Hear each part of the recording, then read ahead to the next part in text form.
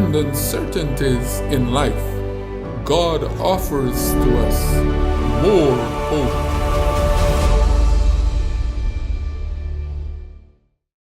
Hi, and welcome to your small group. This study tonight, Sharing the Good News, is one of the most exciting studies you will ever have. We will see how God calls all of us to lead other people to Him and watch them make the same commitments that we're making in our own lives. There is no reason why you can't lead somebody to Jesus and help them follow His Word, follow His teachings, and even see them baptized within the next year.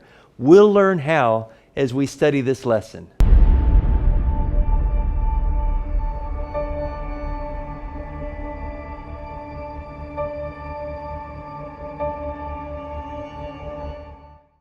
Wasn't that a wonderful study? He who wins souls is wise. Andrew, when he first came to Jesus, learned about Jesus, he went to his brother and brought his brother to Jesus. It's an amazing thing to see how, as we begin to step out of our comfort zone, where we're shy or afraid to share, when we do, we gain more confidence, and it actually gives us victories in our walk with Jesus. I want to talk to you about how we can put all of this into practice. You see, everyone who is called to follow Jesus is called to invite somebody else to follow Jesus. Everybody who's called to be a disciple of Jesus is called to disciple somebody for Jesus. And it doesn't have to be complicated. I'm going to give you several very practical tips to help you. The first one is what I call LIKE. L-I-K-E. That's an acronym. L stands for list the names of 7 people you want to pray for and you want to see make decisions for Jesus. I stands for intercede for these people. That means take these names to the throne of God and say, Lord, you know these people better than I do. You love them more than I love them. And I just pray that you will bring circumstances around them and make me courageous to talk to them, to turn their heart toward you and toward your ways. K stands for kindness shown in a practical way. You might be impressed to go visit this person, or to send them a letter, or send them a little note, or an email, or call them up, or invite them over for a meal. Just show them some type of kindness. And then E stands for encourage Bible study and decisions. When you see their heart is opening up to the Lord, then you can encourage them to study the Bible and to make decisions they can be proud of for eternity. So LIKE is one simple tool to share the good news of Jesus with other people. Another very, very helpful tool is what are called glow tracts. I carry these in my pocket wherever I go. I usually carry 2 titles, one on the front and one on the back, and when I see somebody, anybody, I'll just pull one off the front and one off the back and hand it to them. Here are 2 of the titles. It says, What the World Needs Now is Love. Here's another one that says, Death's Silent Truth. So I hand out thousands of these every year. You might not have ever done this before, but you can get glow tracts from glowonline.org or buyglow.org. Some churches, more and more churches, are putting them out in the lobby so you can pick them up and hand them out. But giving a glow tract or 2 to somebody often opens up a conversation with them about spiritual things that you'd never have that conversation otherwise. And if you are scared to death to hand them to somebody, then you can at least do chicken witnessing. That's where you go into a public restroom and you look around, make sure nobody's watching, and you can leave a couple on the counter and leave and hope that somebody finds them. Somebody told me they were afraid to do this, but they wanted to, so they prayed for courage. And God gave them courage when they were in Cavender Boot City. And they saw those boots there, and they saw all of those boots, and they went and dropped a glow tract in each one. They even, somebody else told me that they went to a grocery store and they saw all these wine bottles, and they said, oh, that's not going to help people. Maybe if I put a glow tract in front of each one, they'll pick that up. So glow tracts are simple ways to introduce people to Jesus. You hand them out. When I go out on my walk in the morning with my wife, oftentimes I'll see neighbors and I'll say, "Hi, here's something I think would brighten your day." And I'll walk over to them and hand them a couple of them. I saw one guy sitting in his garage on his big Harley motorcycle, and I said, "Hey, I've got something to brighten your day." And he said, "You gave me some 2 days ago." And I'd forgotten. But I said, "I've got new titles. There are about 20 of them, and you're supposed to collect all of them." And he just laughed and he said, "Give me those too." And now we become friends. So glow tracts are a simple way to start the conversation about eternal things. Another way to share your faith is to pray that God will show you brokenness in society. We live in a world where there are broken people, broken homes, broken families, broken relationships, brokenness, broken spirits, depression, discouragement. And when we see people who are broken, oftentimes they act badly and act poorly.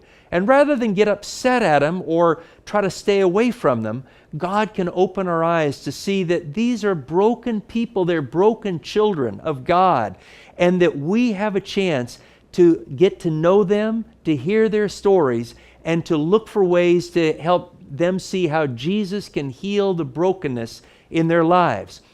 For example, there are parts of the Bible that will really help people when they're going through a tough time. If people are having anger issues, one of the best places to go in the Bible is the book of Ephesians. If they're really discouraged, the best place in the Bible I've found to point them is the little book of Philippians. If they have a lot of fears, then I like to direct them to the little book of 1 John. And if they're dealing with lust and they can't seem to deal with pornography or other kinds of lust, then I point them to the Sermon on the Mount, Matthew 5, 6, and 7.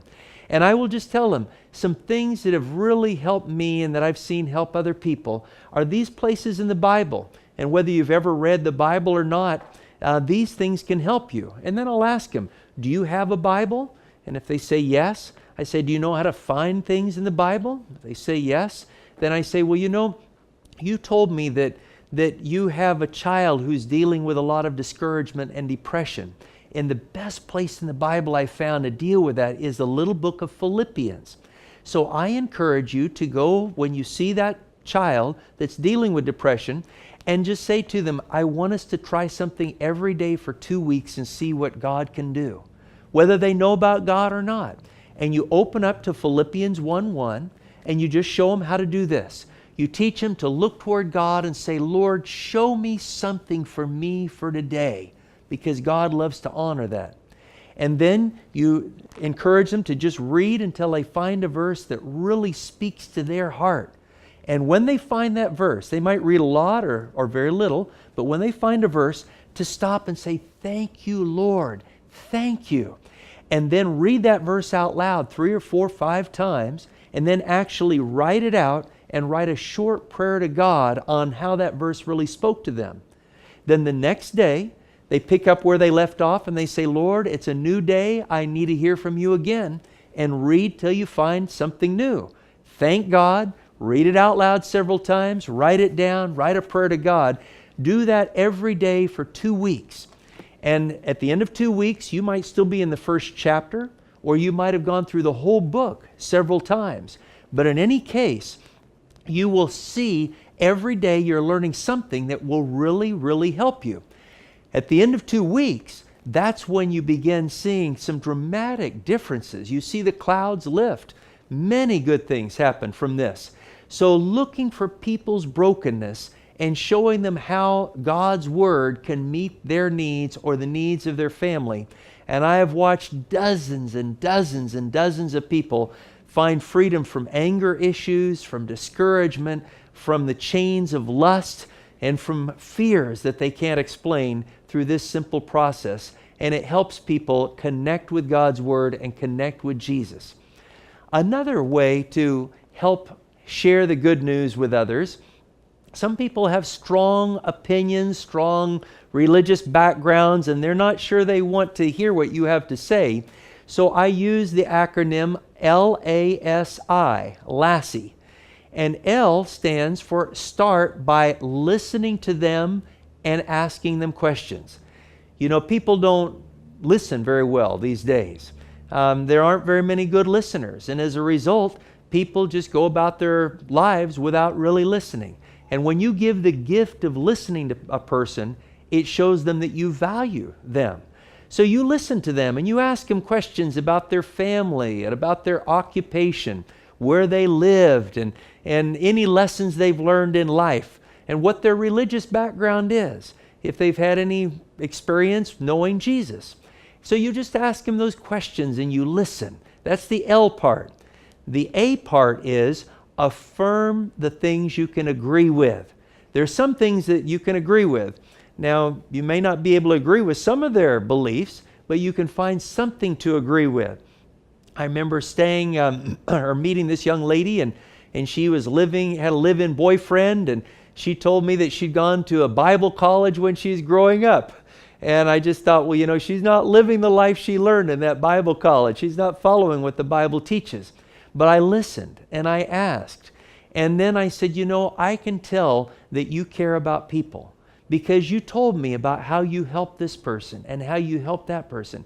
So I affirmed the things I could agree with. I didn't focus on the disagreements yet, but I affirmed the things that I could agree with, that she had a caring heart for other people.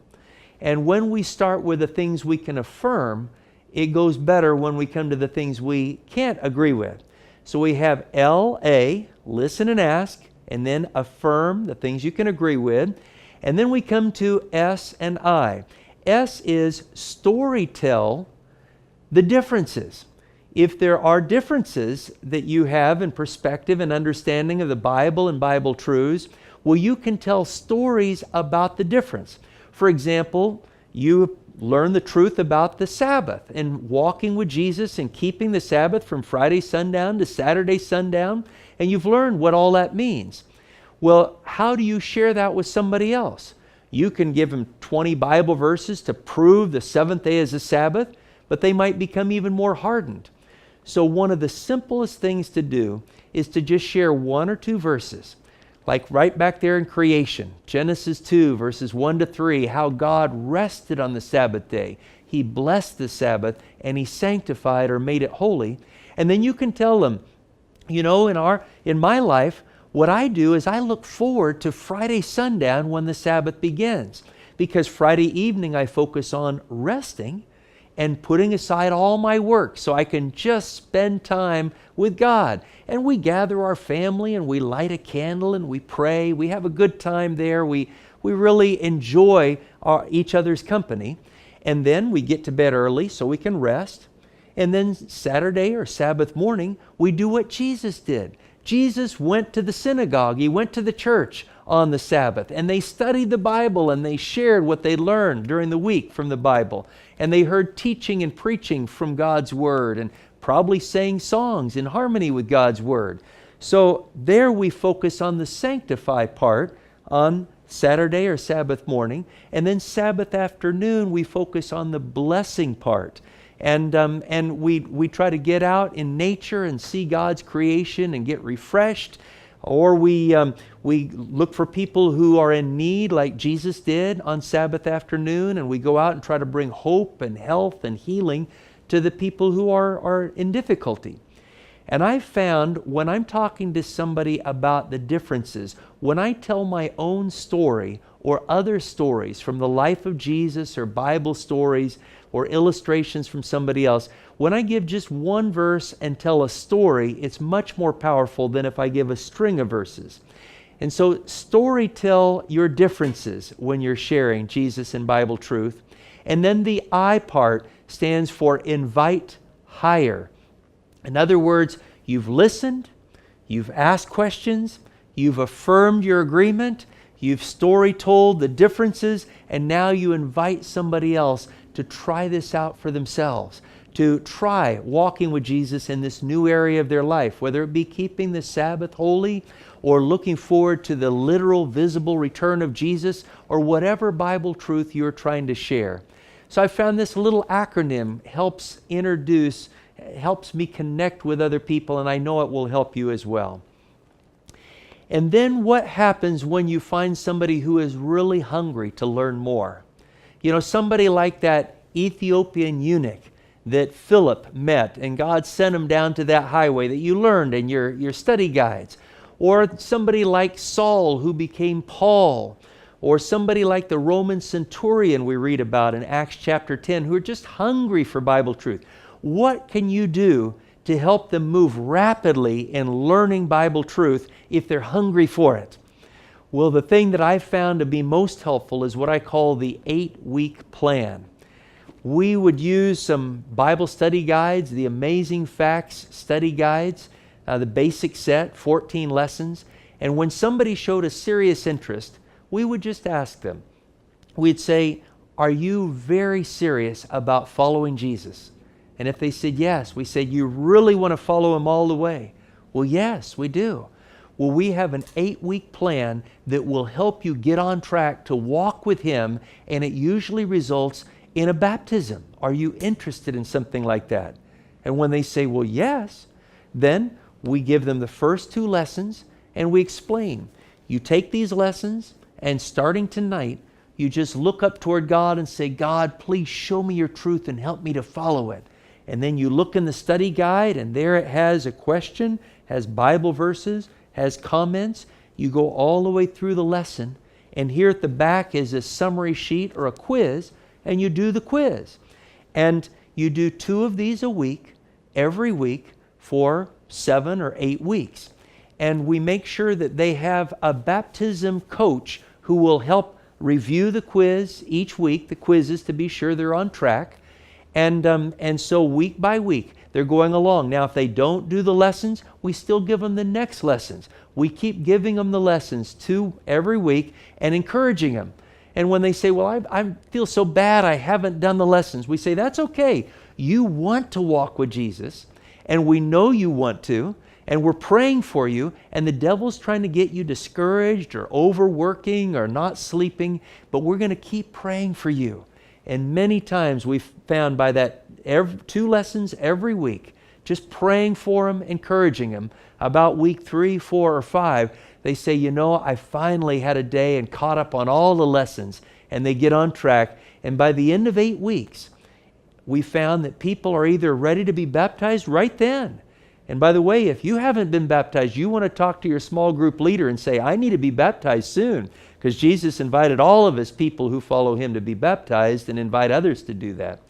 But we often find at the end of those 8 weeks, they're either ready to be baptized, or they say, I'm growing, I'm learning, but I need to put this into practice. So we keep studying with them and set a baptism date in the next month or 2. Or we find that they lose interest. And we tell them, that's okay. You have my phone number. We want to invite you to come to church with us and study with us. So we will help you.